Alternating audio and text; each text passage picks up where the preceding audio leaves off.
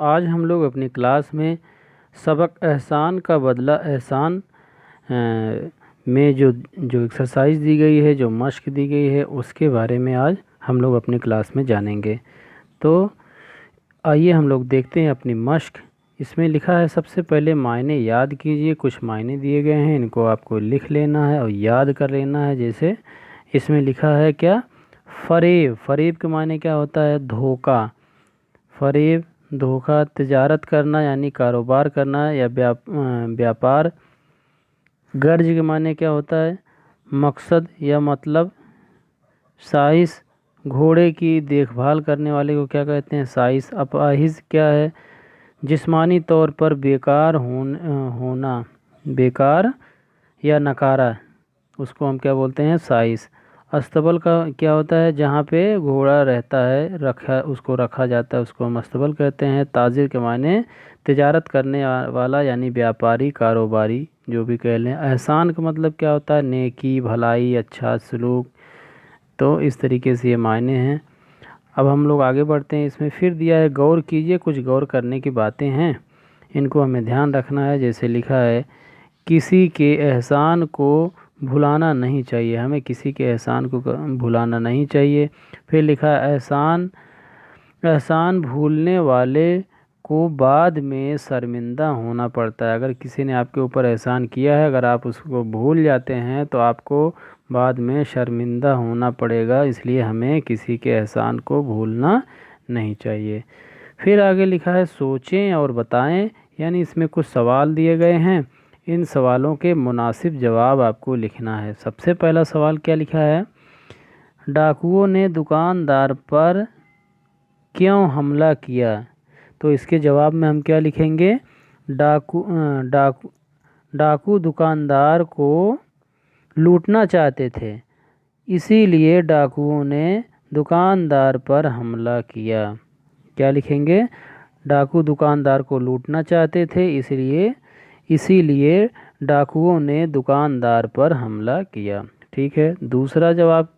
दूसरा सवाल क्या है? दुकानदार को घोड़े के दाम किस तरह वसूल हुए?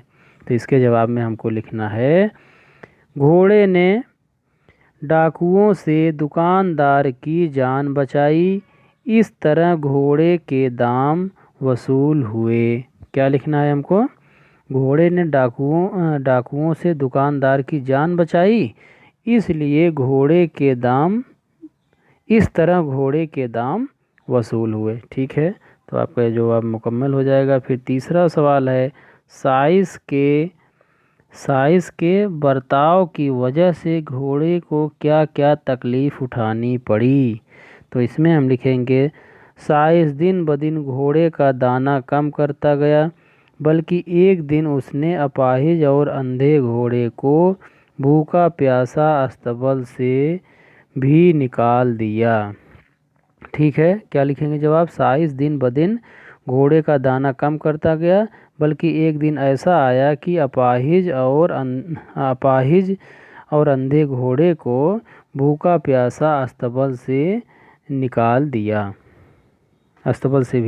ठीक है। आगे चौथा सवाल है, ऊंचे मकान में घंटा क्यों लटकाया गया था? इसमें क्या लिखेंगे? ऊंचे मकान में घंटा इसलिए लटकाया गया था कि अगर शहर आदिलाबाद में किसी पर जुल्म हो तो वह घंटा बजाकर शहर के लोगों के सामने अपनी फरियाद कर सके। क्या लिखेंगे?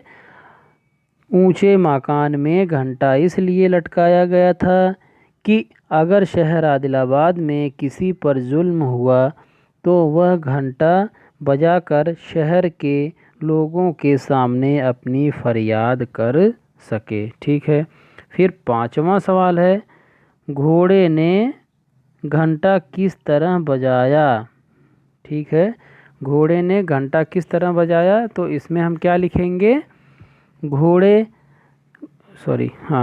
इसमें हम लिखेंगे, घोड़े ने रस्सी को चारा समझकर खाने की कोशिश की, रस्सी के हिलने से घंटा बजने लगा।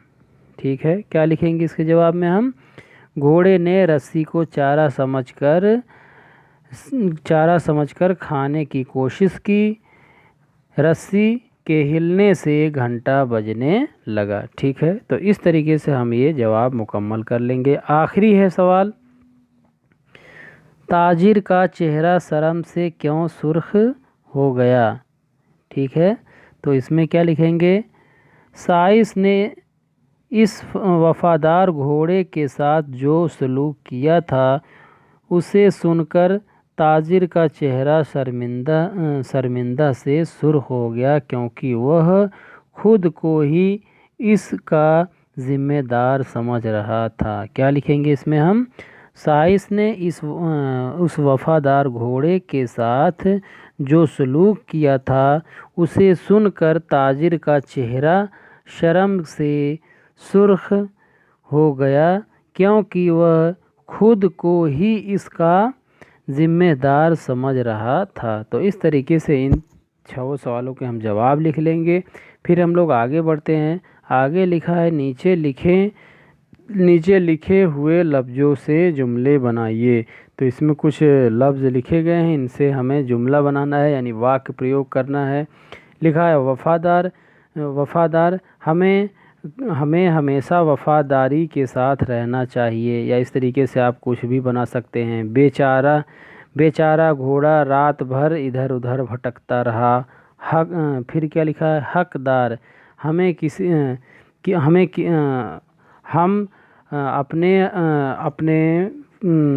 ऐसे लिख सकते हैं, हकदार को उसका हक मिलना चाहिए। ठीक है, फिर क्या है आगे? जुल्म हमें किसी पर जुल्म नहीं करना चाहिए। फिर क्या है?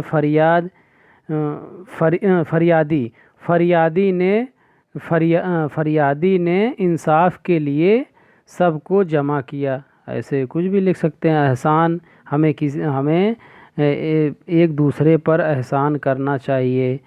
फिर क्या? कसूर अगर किसी का कसूर हो तो ही उसे उसकी सज़ा मिलनी चाहिए। फिर क्या है? इबादत हिंदू और मुसलमान मस्जिद और मंदिर में अपनी इबादत करते हैं। ताजिर अपने तिजारत के सिलसिले में दूर दूर जाता है। या तमाम सारे जो भी आपको लगे आप इनको लफ्ज़ों में इस्तेमाल कर सकते हैं। फिर आगे लिखा है, नीचे लिखे हुए लफ्ज़ों से खाली जगहों को भरना है। ये कुछ लफ्ज़ दिए गए हैं, इनको सही जगह पे भरना है। तो सबसे पहले लिखा है, तुम आदमी हो, ये क्या होना चाहिए यहाँ पे? जानवर। ठीक है, तो इसमें ये पहला वाला आ जाएगा, तुम आदमी हो, ये जानवर है। सारा जंगल घोड़े की टापुओं से क्या पड़ा था? गूंज पड़ा था। तो इसमें आ जाएगा गूंज। ठीक है, फिर क्या है? इसने वफादार घोड़े को साथ लिया और घर ले आया। यहाँ इसमें क्या हो जाएगा? घर। यहाँ पे हम घर लिख लेंगे। ठीक है, इसी तरीके से आगे बढ़ेंगे। लिखा है, कुछ दिनों बाद गरीब की आँख जाती रही। इसमें आगे ऊपर देखिए दिया है, आँख भी है इसमें, हाँ दिया है। तो गरीब की आँखें भी जाती रहीं, ये आ जाएगा। फिर क्या लिखा है? मंदिर और मस्जिद के बीच में। यहाँ पे क्या आ जाएगा? बीच में। देखिए तीसरे नंबर पे दिया है। तो मंदिर और मस्जिद के बीच में एक ऊंचा मकान था। तो इस तरीके से हम इसको पूरा कर लेंगे। फिर इन द ब्लैंक्स हमारा पूरा होता है। फिर आगे दिया है, नीचे लिखे हुए लफ्ज़ों के वाहिद और जमा लिखिए। यानी वाहिद मतलब एक वचन, जमा मतलब बहुवचन। ठीक है, तो वाहिद मतलब एक वचन, जमा मतलब बहुवचन। तो सबसे पहले लिखा है इसमें अहकाम, ये किसका जमा है? हुक्म का। ठीक है, तो ये है जमा लिखा है, इसको हम वाहिद बना लेंगे। तो इसका वाहिद क्या हो जाएगा? हुक्म। ठीक है, फिर उसके बाद लिखा है ताजिर का क्या हो जाएगा? ताजिरों, तमाम सारे ताजिर। हकूक लिखा है, हे काफ वाव काफ। तो हकूक ये किसका जमा है? हक का जमा है। हक ए वाहिद है और हुकूक क्या है, जमा है, तो इसको हम हक लिख लेंगे। फिर लिखा है मकान, तो मकान को हम लिख सकते हैं मकानात। मकान है वाहिद, मकानात हो जाएगा जमा। अलिफ और तेल बना लगाकर इसको बना लेंगे। शिकायत, तो शिकायत का क्या हो जाएगा, शिकायत। अलिफ और ते लगा के हम इसको बना लेंगे शिकायत, तो ये हमारा हो जाएगा जमा, शिकायत है वाहिद। फिर लिखा है एहसानात। एहसानात ऑलरेडी लिखा है तो मतलब ये जमा है, तो इसको हम वाहिद बना लेंगे एहसान। ठीक है, इसको हम बना लेंगे एहसान।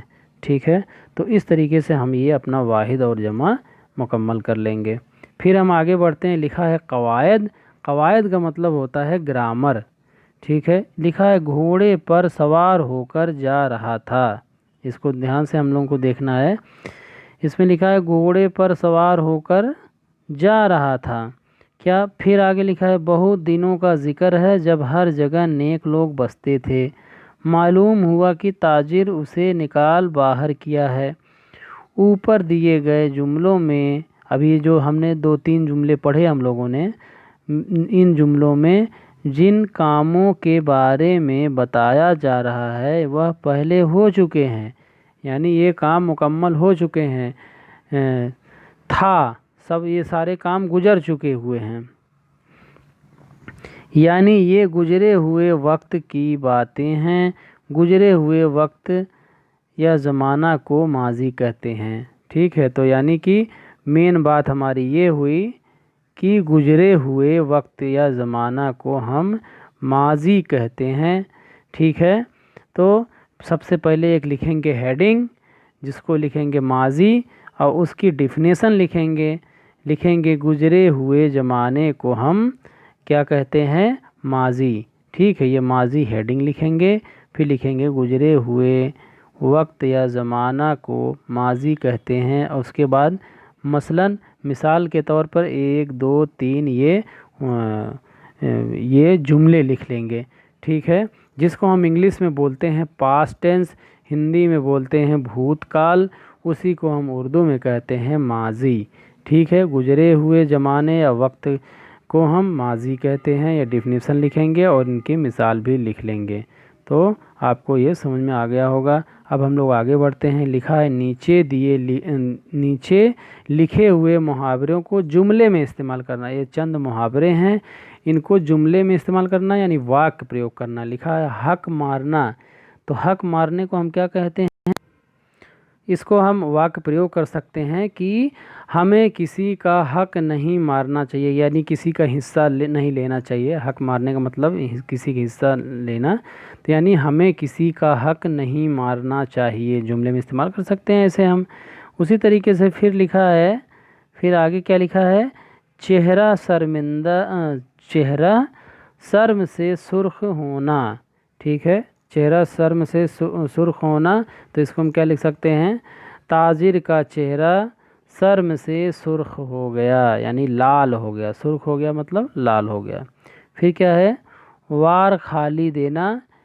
फिर इसको हम कैसे लिख सकते हैं, डाकुओं ने ताजिर पर हमला किया, उसने 1-2 वार खाली दिए, या अपने और कुछ भी आप अपने से लिख सकते हैं कि हमारे ऊपर किसी ने हमला किया लेकिन हमने 1-2 वार खाली दिए। ठीक है, इस तरीके से हम वाक्य प्रयोग कर लेंगे। फिर आगे है नीचे लिखे हुए लफ्ज़ों के मतजाद लिखना है, यानी मतजाद लिखना यानी विलोम लिखना है। क्या लिखा है, वफ़ादार, तो वफ़ादार का क्या हो जाएगा, बेवफ़ा। ठीक है, वफ़ादार को हम क्या लिखेंगे, बेवफ़ा। फिर लिखा है नेक, नेक का हो जाएगा बद, नेक का क्या हो जाएगा, बद। फिर लिखा है जुल्म, जुल्म का क्या हो जाएगा, इंसाफ, जुल्म का क्या होगा, इंसाफ। फिर लिखा है आराम, आराम का क्या हो जाएगा, बेआराम, यानी कि आराम ना करना पड़े, तो आराम को हम अगर बे लगा देंगे बेआराम हो जाएगा।